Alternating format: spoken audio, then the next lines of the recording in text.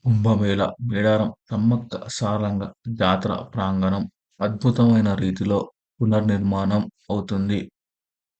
ఇది ప్రపంచంలోనే అతిపెద్ద గిరిజన పండుగ. ఆదివాసుల సంస్కృతిని, కొయ్యదొరల వారసత్వాన్ని భావితరాలకు అందించేలా ఈ ఆలయ ప్రాంగణాన్ని తీర్చిదిద్దుతున్నారు. మేడారం పునర్నిర్మాణంలో దాదాపు 4,000 టన్నులకు పైగా కృష్ణశిలను వినియోగిస్తున్నారు. గద్దెల ప్రాంగణాన్ని 271 చదరపు మీటర్ల విస్తీర్ణంలో 46 భారీ స్తంభాలతో నిర్మిస్తున్నారు.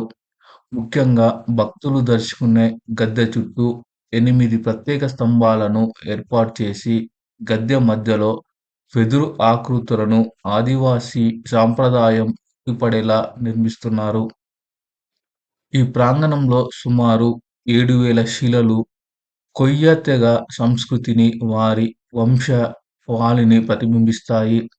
ప్రాకార గోడలపై కొయ్యల చరిత్రను తెలిపే చిహ్నాలు, శిల్పాలను చెక్కుతున్నారు.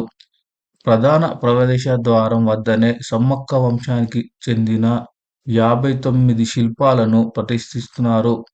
మొత్తం మీద ఈ 7,000 శిల్పాలు దాదాపు 750 కొయ్య వంశాల పేర్లను సూచిస్తూ ఒక సజీవ ఆదివాసీ విజ్ఞాన కేంద్రంగా ఈ ప్రాంగణం మారుతుంది. ఆలయానికి శోభనిచ్చేలా వివిధ పరిమాణాల్లో భారీ తోరణాలను నిర్మిస్తున్నారు.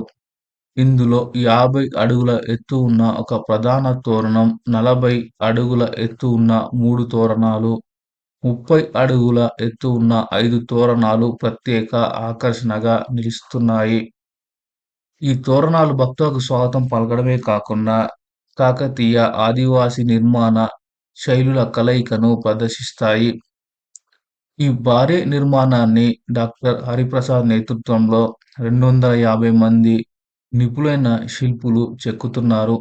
ప్రముఖ పురావస్తు నిపుణులు ఈమని శివనాగిరెడ్డి, డాక్టర్ మోతీలాల్ పర్యవేక్షణలో ఈ పనులు జరుగుతున్నాయి. ఈ నిర్మాణ రూపకల్పనలో, డాక్యుమెంటేషన్‌లో 15 మంది ఆర్కియాలజీ విద్యార్థులు క్రియాశీలకంగా పాల్గొని ప్రాచీనత దెబ్బతినకుండా జాగ్రత్తలు తీసుకుంటున్నారు.